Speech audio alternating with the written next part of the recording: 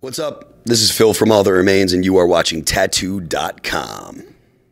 Hey everybody, it's Mischievous Mel live from Rockwell on Scene Music Magazine, Tattoo.com, and Rockwell Radio on the Edge. And I am here with Phil from All That Remains. How you doing today? Good to see you. Oh, this is so fucking fantastically awesome because I work out to you.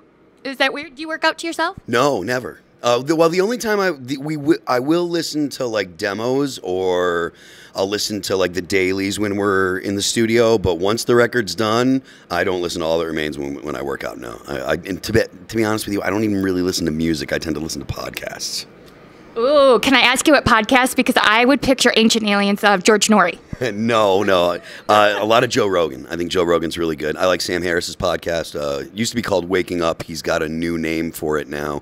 Who else do I really listen to? I listen to some cryptocurrency podcasts, like about Bitcoin and other cryptocurrencies and stuff like that. So, see, I've always tried to figure out Bitcoin, and I don't consider myself a dumb person, but I feel like if I can't hold it in my fucking hands, it's like, I just... Well, I mean, there's a lot nowadays. Most things are things you can't hold in your hands. Information, all of your banking stuff, you have to read it on a screen. Very, very rarely, or a very small portion of banking now is done with actual money. It's all done with computers and stuff. So I understand what you're saying, trying to wrap your mind around cryptocurrency, because it is something completely new, and it's not really like anything that you can compare it to. So there is that aspect where people are trying to understand it, but I've noticed that younger people much younger than me, really understand it quickly, and they see the value in blockchain technology. That's Phil's way of calling me out as old. I'm over the hill. I mean, I am. So To be fair, I just don't trust it because any 12-year-old can hack it. And I know Russia has hacked my Bitcoin. I'm just fucking. No, you can't hack it. As of right now, you can't hack the Bitcoin network. It's been going since for 10 years now, and there's never been a problem with the Bitcoin network itself. There's been problems with exchanges, which is websites that have Bitcoin on them, but it's never been a situation where someone has hacked the Bitcoin network. See, now why I like talking to you is because I'm sadly follow your Instagram posts. You're my secret obsession when you do your workouts. Not like in a weird way, but like you motivate and you do the gun thing. Did I see one time you were building your own computer? I do have a cryptocurrency mining rig, yeah. It's not running right now. Cryptocurrencies have gone on a significant bear market for the past year and a little more. So it's not really profitable to run it. But I do have I have a bunch of 1080 Ti or 1070 Ti GPUs, and I've got a computer that mines what they call Ethereum is the currency that it mines, but it can mine other types. But yes, I do some mining. Yeah. So you're not just a pretty face; it's a badass muscle dude that fucking rocks out and rips the faces off people. But you're pretty much a fucking mad scientist underneath all this. Kind of, I guess. It's not something that I know a lot about, but it's not something that you need to know a whole lot about to get into. You can mine excuse me. You can mine other types of cryptocurrency from laptops still. There's honey miners out there. You can do mining with Nice Hash, which are a couple different pool mining companies, is what they're called. So it's if you do some Googling, you can find a lot of resources out there. So. You amaze me. Like, I want to, I said this to one other person, and I seriously meant it. I want to cut your brain open and study it. Yeah. I'm still using it. Well, I'll give it back and all. I'm just, because it just the way it functions, because you're like you're like up there doing the music thing, the music mind, and then you're back here doing the nerd geek building mind. You build computers, you build guns, you shoot things. You are very outspoken and very honest, and that's another thing I love about you. You're not scared to say where you're coming from. I'm sickens me that we live in a society where we can't say, okay, I believe in God. I believe that it's okay for me to shoot things, whatever. And you're like, fuck that shit. I'm going to say it. And I love that. Yeah, I mean, there's a certain understanding, I think, that I have of people that are like, I don't want to talk about this or I don't want to talk about that.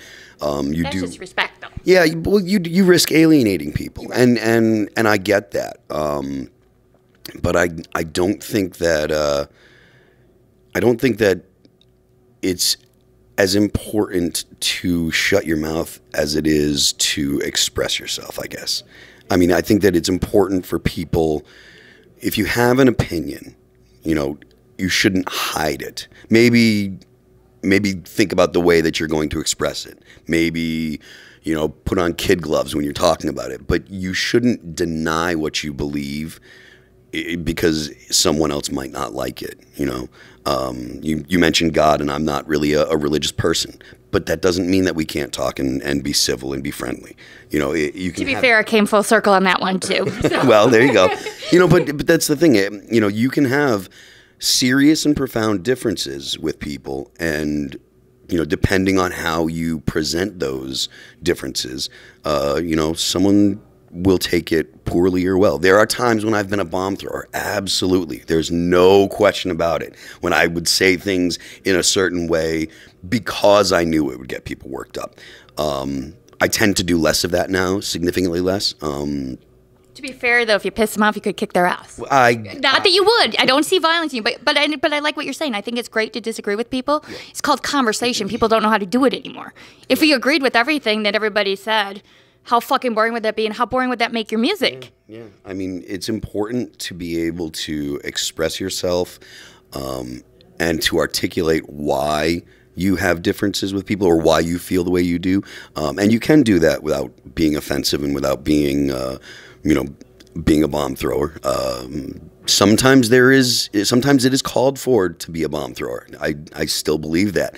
If I'm on Twitter and I'm having a respectful conversation and someone jumps in and they're rude or whatever, then I might go ahead and lob a few things that I know will get them worked up just because they jumped in and they were, you know, not polite. But if someone is respectful with me, then I can very easily have a really, really good conversation and show the other person respect and explain why I think what I do, and hopefully they can take that. And even if I don't change their mind, almost every time you have an interaction like that, the person that I'm talking to walks away saying, you know what, I disagree with you, I'm not convinced, but I really like the way that the conversation went. And there's been a lot of times where people have read conversations that I had with people, and they would just chime in and say, look, I don't really have a strong feeling or whatever, but they would comment that they liked the way that the conversation went. And so you can do it. Sometimes it's not as fun, but, you know. Now, speaking along those lines, because you're very passionate and you're very real, and you put your views out there in your music, but you're not preachy, which I fucking love. I am so tired of going to events. No offense, I'm in the music business, I'm in media. Don't fucking preach and I just want to go and have a good fucking time. Yeah. That's where I go to rip loose. That's where I go to escape the fucking shit. So thank you for just putting it into your music and leaving it at that, letting the person walk away with their own thought. Exactly. You know, as much as I'll say my opinion and stuff, and there are people out there that, you know, automatically associate me with All That Remains. All That Remains doesn't have a perspective. All That Remains doesn't have a politics, because there's 5 different people in the band. Everybody has different opinions and sees things differently. Now, if you're on my page, you'll see things about me, but you won't see that stuff on All That Remains page. You won't see that stuff. You won't hear me talking about that stuff from stage. I have never, and I will never get up on stage and preach politics or any of that stuff, because that's not the place for it. There are people out there that don't want to hear that. They want to come for the music. And there's some stuff in our music that's a little bit political or politically influenced, but I don't get out there and I don't sit there and say this song's about this and this song's about that and this song's about this. Very, very rarely will I tell someone what a song or what I was thinking about a song. For the most part, I really want the listener to interpret it. And if they pick up what I pick up, great, cool, that's awesome. If they don't pick up what I pick up and they pick up something else, I don't want to take that away from them. One of the things that I'm really adamant about is it's important for the listener to decide what the song's about. Because once I've written a song and we put it out there, what I meant doesn't matter anymore. Because the person listening is taking that song and they're making it their own. They're hearing it and they're saying, this is what I feel about it. And what they feel about it is far more important than what I feel about it or what I felt about it when I wrote it.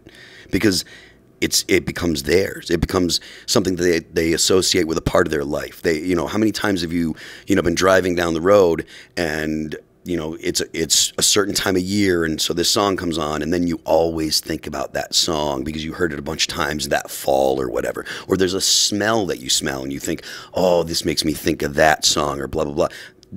The way that people associate music and the way they associate experience with music, I don't want to take that from them. So, whatever people think a song means, that's what it means, because that's what it means to them, and that's the most important part. That I absolutely love. That is the best fucking answer I've ever heard in my life. And that being said, you brought up when you write it, who is, does everybody write? Is it just you? Only when it comes to lyrics, I write the lyrics. Yeah. Riffs and stuff like that, we have, a bunch of different, me and Mike and Ollie, and moving forward, Jason will be writing stuff, and there have been times where our producer came up with ideas and stuff like that. But when it comes to the lyrics, it's just me. So when you're in a room, is it just madness? I'm sorry, I fucking had to. I'm telling you. Face palm. I know. I'm like I said, I love my job because I'm actually a fan of the music. I could not do this if I didn't, because I'd be like, who fucking cares? I'm not, you know what I mean? Like, yeah. I just wouldn't care.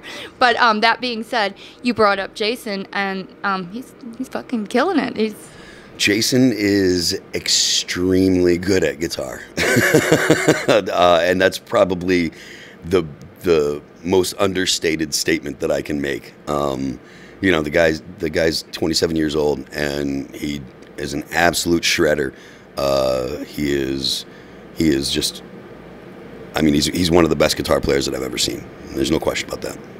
I think it's a great fit for the band, and like I said, wow. And I know this is sad part, but we as fans, I'm not saying this because I'm sitting next to you, because we all know I could kick your ass, but we as fans are really happy that you guys continued on, because some people would just say, I'm not ready, fuck this, or who's gonna fill that man's shoes? Yeah. And that to me would be the hardest part, because when I come and watch you guys or any other band, most people look at the front man, and I do, but sometimes there's other players in the band that play like a front man, and he did. Yeah, when Ollie passed away, and I tell this story from stage, and I'll probably only tell it for the rest of this tour, and then I'm just going to go ahead and let it be. But when Ollie passed away, we didn't know what was going to happen, and Aaron had hit up. Aaron saw an Instagram post that Jason had done doing one of our solos, a solo from Chiron, and we knew Jason. We'd known him for a long time. We toured with him when he was in Born of Osiris. We played a bunch of shows when he was in other bands. So Ollie knew him, and Ollie was a big fan. Like when we were out with Born of Osiris, Ollie would watch Born of Osiris. There was another band playing. I forget who it was. I think it might have been All Shall Perish. They would play right before us, and then we would play. So Ollie would go watch Born of Osiris and watch Jason play. And then when they got done, he'd come and get ready for our show. And he'd come back and he'd be like, that kid, Jason Richardson, he's like, watch that kid. He's like, that kid is the best guitar player I've ever seen. He's the best guitar player in the world right now, I think. There is no one that can do what that kid does. And he would go on and on and on about it. And I think that he was right. And I know that if Ollie knew that Jason was in the band now, he would approve. He would be like, that's the guy I would have picked, because he was such a big fan, and because Jason really is, he is in the elite guitar players, and you're going to be hearing about Jason Richardson for another, probably long after I'm dead. But he is that good. So. Well, that's got to be quite an honor for that, from you guys saying that and him coming in and all that, because, to me, Ollie was, I put him up there. I don't want to sound like I'm taking anything away from Ollie at all. No, I didn't mean it like that, but I'm just saying, like, I was just going to ask you, because you've played with Ollie since forever. Is he like Ollie back, like is it like young Ollie coming up? Do you see a lot of Ollie in him? Not in the way that he plays, but just, you know what I mean? Like in his greatness and humbleness, because I know Ollie was so fucking humble, but my God, he could just rip the face. Wow. He'd smoke those goddamn strings. They're two different guys, definitely. They're definitely different people. And that was one of the things that I think we knew that we wanted to make sure I think a better way to say it, when we were thinking about, should we get another guitar player, who would we get? What kind of person? We knew we didn't want a dude with long hair that was going to try to be Ollie, because Ollie was Ollie. And we didn't want it to be a situation where people kind of looked at us and said, well, there's just a guy that's trying to be the guy that used to be there. We wanted someone that was different. We wanted someone that would be there, that was their own player, that was going to bring their own style. And we definitely got that with Jason. Jason, doesn't, he's not the kind of showman that Ollie was. He doesn't have the metal look that Ollie had. He definitely has his own look. He also has his own career. He's got his own solo record out. He's got his own thing going on, which we fully support. We told him that, I think that might have been one of the things that he was apprehensive about, or one of the things that he might have been apprehensive about when we were talking about him joining the band. He brought up, I've got this to do and I've got that. And we were like, look, if you are worried about whether or not we want you to continue doing your own stuff, or whether or not we're going to be one of those bands that's like, you got to do this because we have to be your primary, blah, blah, blah. We're not those guys, because whatever Jason does is good for us. So we're as supportive of Jason doing his own stuff, as we can be. And we're going to do whatever we can to make sure that he feels comfortable continuing his solo career, because it only helps us. It's a symbiotic relationship, I guess. It's good for both of us, because Jason will be exposed to a lot of people that have never heard him and would never go looking for just guitar music. People that come to see All That Remains, that, like, if you're a fan of All That Remains because of What If I Was Nothing, you're probably not the person that's going and looking for shredder guitar stuff, just most likely. If you're a fan of All That Remains because of Hold On, or because of the songs that we that get on the radio, you're probably not the person that's going and looking for the really technical, complex, theory-based guitar stuff that Jason does. So it exposes Jason to a lot of new people. And Jason being in the band, obviously he's a great player and stuff, so it's mutually beneficial. And so we wanted to make sure that he knew that we weren't going to be the guys that were like, you have to do this and blah, blah, blah. We wanted him to know that we were going to work with him. He's got a record that he's going to have coming out this year, and we're super supportive of it, very excited about him doing it. And so once that was kind of established, I think that he was like, I think that it would be really good for me to join the band. So it's worked out well so far.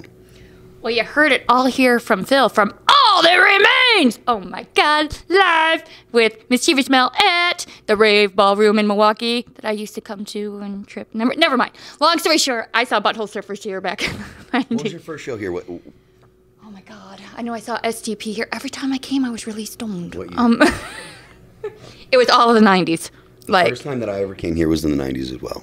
Oh my God, we could have been in the same audience, man. 1998. See. It was the Milwaukee Metal Fest. It was the first time that In Flames ever played in the U.S. Oh. Now I'm trying to think if I was there or not, because 21 years ago now. I about it, man. It's because I graduated in 96 and we're originally from Wisconsin. So I'd all be like, Mom, I'm going to go study for that science test at Sandy's house. And then I'd end up at the fucking Rave Ballroom. Sandy's. She was never at Sandy's, Mom. I didn't do it. And now I'm sitting next to the fucking rock stars, Mom. Sorry. Happy Mother's Day.